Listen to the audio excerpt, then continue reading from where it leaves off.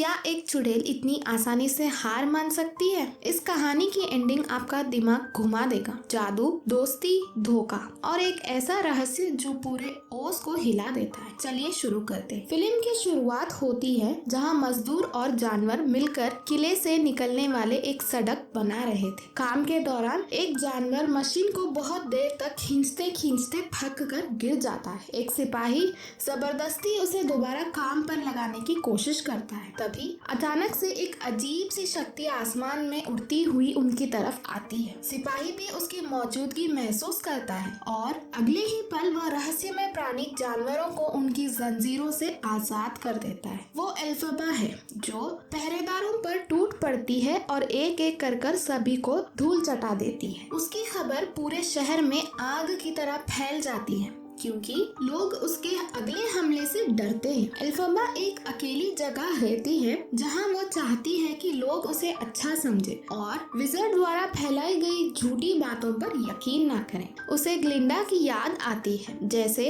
अब उसके लोग बेहद प्यार करते हैं और जो प्रिंस फेरो की प्रिय है। मैडम मॉरेबल ग्लिंडा की इंतजार कर रही होती है। उसे बताती है कि एल्फबा की वजह से सतर्क रहने की जरूरत है क्योंकि लोग चिंतित है। मॉरेबल ग्लिंडा को उसका नया परिवर्तन सधन देती है जो कि एक बुलबुला है। उसे देखकर ग्लिंडा उत्साहित हो जाती है। मॉरेबल कहती है कि उसका हवा में उड़ने का जादू कमजोर है और अब इस बबल के मैकेनिकल ताकत की वजह से लोग सोचेंगे कि वह इस जादू से उड़ रही है। मॉरेबल उसकी एक छड़ी भी देती है। छड़ी देखकर ग्लिंडा को अपना बचपन याद आता है जब उसे जन्मदिन पर एक जादुई छड़ी मिली थी। वह जादू दिखाने की कोशिश करती है लेकिन असफल रहती है। उसकी माँ उसे दिलासा देती है कि लोग उसे प्यार करते हैं और बस वही काफी है। ग्लिंडा बबल में बैठकर समारोह की ओर निकल जाती है। लोग उसे देखकर खुश होते हैं और वो घोषणा करती है येलो ब्रिक रोड अब अधिक रूप से शुरू हो चुकी है। ओस के लोग जश्न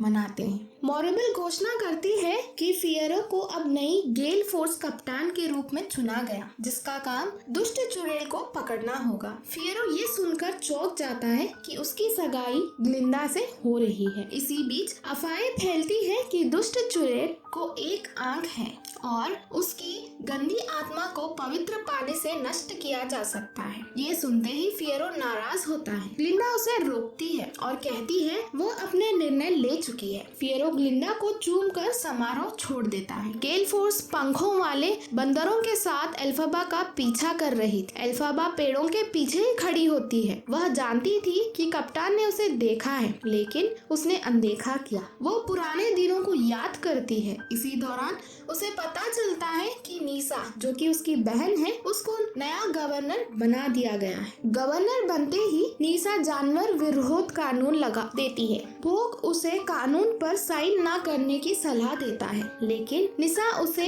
नहीं सुनती। निसा गुस्से में बोग को तुरंत चले जाने को कहती है। नए कानून के मुताबिक अब मंचकिन लाने जाने के लिए परमिट जरूरी है। जंगल में एल्फबा देखती है कि सभी जानवर पंखों वाले बंदरों से डर रहे हैं और ओस छोड़कर जा रहे हैं। वो उन्हें रोकने की कोशिश करती है। तभी उसकी मुलाकात डिलेमन से होती है। डिलेमन कहता है कि उनके पास कोई विकल्प नहीं है। एल्फबा कहती है ये जगह उसका घर है और वो इसे बेहतर बनाना चाहती है। तभी एक शेर प्रकट होता है। एल्फबा मानती है कि उसने बंदरों पर जादू किया गया था लेकिन उसे धोखे में डाला गया। जानवर वहाँ से चले जाते हैं। एल्फबा अपनी बहन निसा से मदद मांगने पहुँचती है। निसा उससे नाराज होती है कि वह पिता की मौत के बाद उससे मिलने नहीं आई। निसा कहती है वो पुराने दिनों में लौटना चाहती है जब भोग उसे सुंदर कहता था। एल्फबा जादू करती है जिससे निसा हवा में तैरने लगती है। उसी समय भोग आता है और कहता है कि उसे ग्लिंडा से अपने दिल की बात कहनी है। निसा गुस्से से भर जाती है और भोग को पाने की दीवानगी में एक मंत्र गलत पढ़ देती है जिससे भोग का दिल सिकुड़ने लगता है। एल्फबा मंत्र तोड़ने की कोशिश करती है। बाद में वह कहती है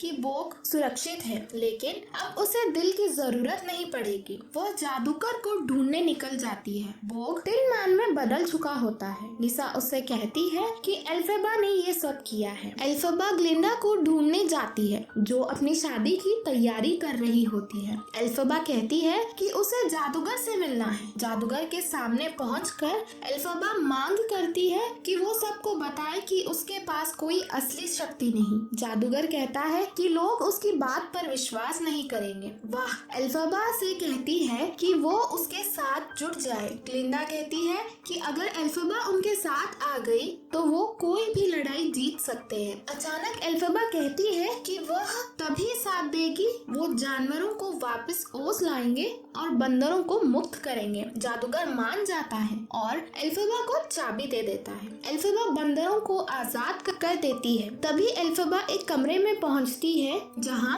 सैकड़ों जानवर पिंजरे में बंद होते हैं। वो गुस्से में सबको आजाद कर देती है। जादूगर भागता है लेकिन एल्फेबा रास्ता रोक देती है। फियरो आता है और बंदूक जादूगर पर तान देता है। फियरो कहता है कि वो एल्फेबा के साथ जा रहा है। ग्लिंडा गलत समझती है। मोरेबल सुझाव देती है कि निशा को चेहरे की तरह इस्तेमाल करे ताकि एल्फेबा उसे बचाने आए और वो उसे पकड़ ले। फियरो और एल्फेबा एक दूसरे को गले लगते हैं। इसी दौरान मोरेबल का जादू शहर को घेर लेता है, एक तूफान बनाता है। एल्फेबा देखती है कि तूफान निशा के घर की तरफ जा रहा है। वो उड़कर उसे ढूंढने चल देती है। अगले दिन ग्लिंडा वहाँ पहुँचती है जहाँ घर गिरा था। निशा मर चुकी थी। एल्फेबा आती है और कहती है कि ये तूफान जानबूझकर बुलाया गया था। ग्लिंडा और एल्फेबा के बीच लड़ाई शुरू हो जाती है। तभी सैनिक आते हैं और एल्फेबा को पकड़ लेते हैं। फियरो पहुंचकर कहता है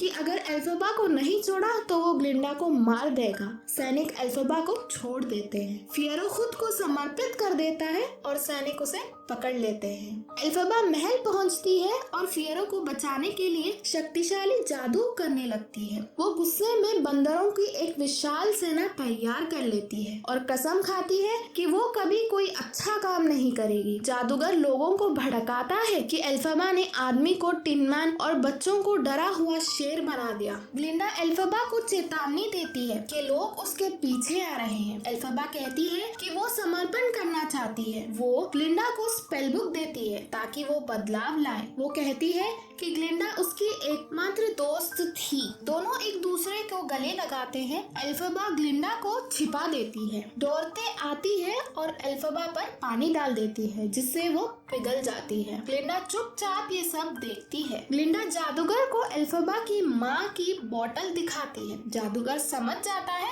एल्फेबा ही उसकी बेटी थी। ग्लिंडा उसे ओस छोड़कर जाने के लिए कहती है। बंदर मोरेबल को उठा कर ले जाते हैं। ग्लिंडा लोगों से कहती है वो उनकी मदद करना चाहती है। शहर फिर से खिल उठता है। उधर फियरो उस जगह आता है जहाँ एल्फेबा मरी थी, लेकिन उसे पता चलता है कि वो जिंदा है और छुपी हुई है। अगले दृश्य में एल्फेबा और फियरो ओस छोड़कर रेगिस्तान की ओर निकल जाते हैं। ग्लिंडा महल की छत पर खड़ी होती है और ये कहानी यहाँ खत्म होती है।